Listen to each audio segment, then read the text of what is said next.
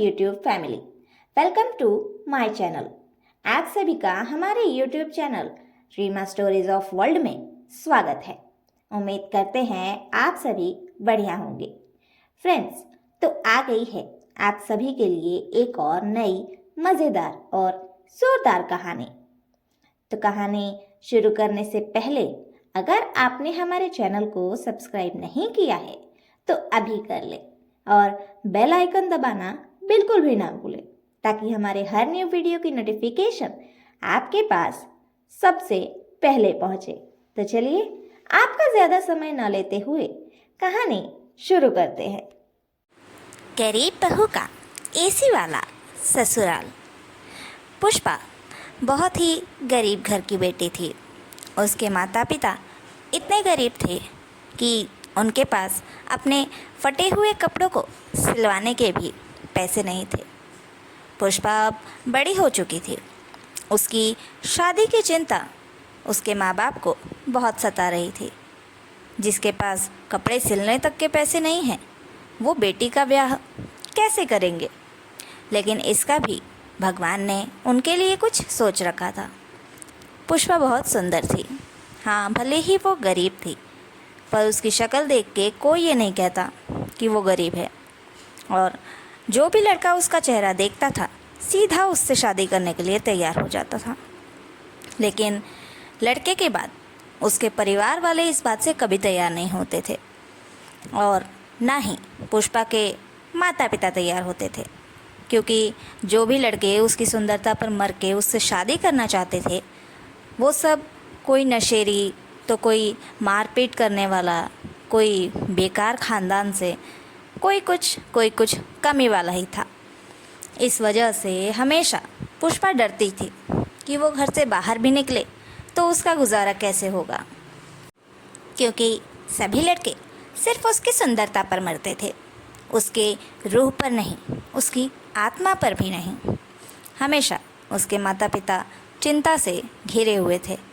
किस तरह से बेटी का ब्याह करे, इतने पैसे कहाँ से आएंगे, खासकर अच्छा लड़का कहाँ मिलेगा। भले ही वो गरीब है, पर चिंता तो हर माँ बाप को अपने बच्चे की होती है। एक दिन ऐसे ही जब पुष्पा कुछ सामान बनाकर बेचने के लिए बाज़ार जा रही थी अपनी साइकिल पर, तब गलती से उससे एक कार में ठोकर लग जाती है। कार से एक लड़का निकलता है जो कि बहुत बड़े घर का बेटा होता है।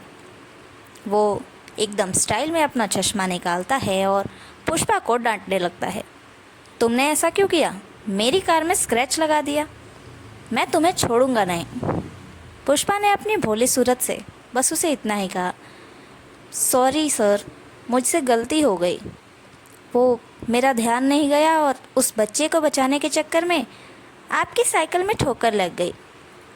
उसके बाद वो लड़का समझ गया कि ये लड़की बहुत भोली भाली है और बहुत अच्छी है।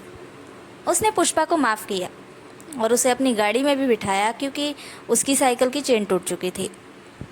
पुष्पा नीचे गिर चुकी थी। वो पुष्पा को लेकर जाता है और उसकी साइकिल भी ठीक करवा के देता है, और फिर उसे उसके घर तक छोड़ने भी जाता है।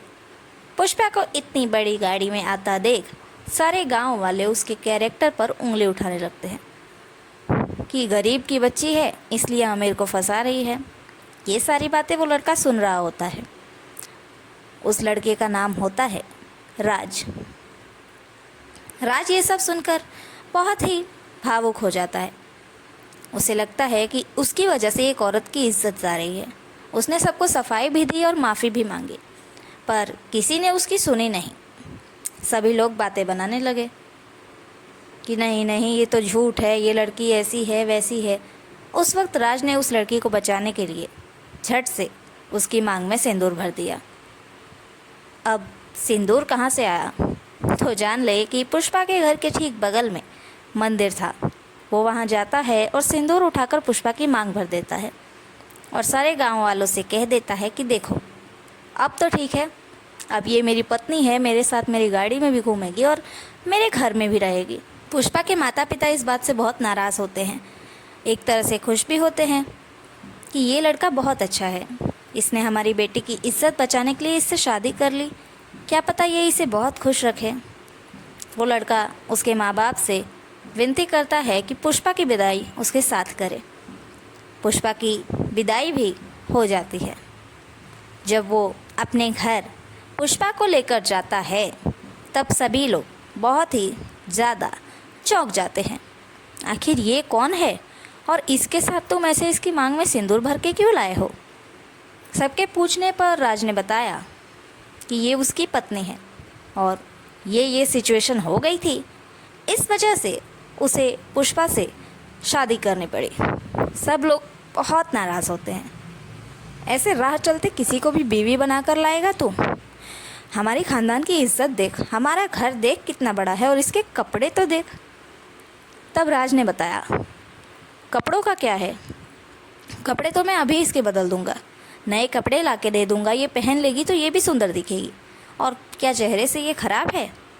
और घर के सारे काम तो ये कर लेती है, बड़ों की इज्जत करना जानती है, अपनी गलती मानना जानती है। और कैसी बहू चाहिए आप लोग को? छोटी छोटी कटरीना कैफ जैसे छोटे छोटे कपड़े पहनने वाली लड़की चाहिए आपको? पुष्पा आज से इस घर की बहू है और मेरी पत्नी है, बस बात ख़त्म। उसके बाद पुष्पा भी उस घर को पूरी तरह से अपना लेती है। सबके लिए खाना बनाना, सबके कपड़े धोना, पूरे घर की साफ़ सफाई, राशन, सब कुछ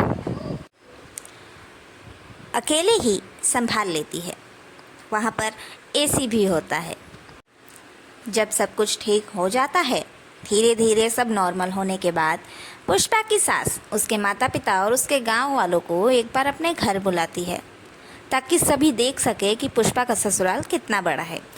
जब सारे गांव वाले आते हैं और देखते हैं कि पूरे घर में एसी ही एसी है, सभी गांव वाले हल्ला मचा देते हैं कि पुष्पा को तो एसी वाला ससुराल मिल गया, एसी वाला ससुराल मिल गया। पुष्पा का नसीब बहुत अच्छा है, उसका भाग्य बहुत अच्छा है कि उसे एसी वाला ससुराल मिल गया। पुष्पा तो एसी वाले घर में चली गई। एसी एसी एसी, चारों तरफ बस एक ही बोलबाला था। और इस तरह से पुष्पा अपने एसी वाले ससुराल में बहुत ही खुश रहती है। तो फ्रेंड्स, ये थी हमारी आज की कहानी। आप सभी को कहानी कैसी लगी ये कमेंट बॉक्स में ज़रूर बताइए, और कहानी अच्छी लगी हो तो ज़्यादा से ज़्यादा शेयर ज़रूर करें। Thank you.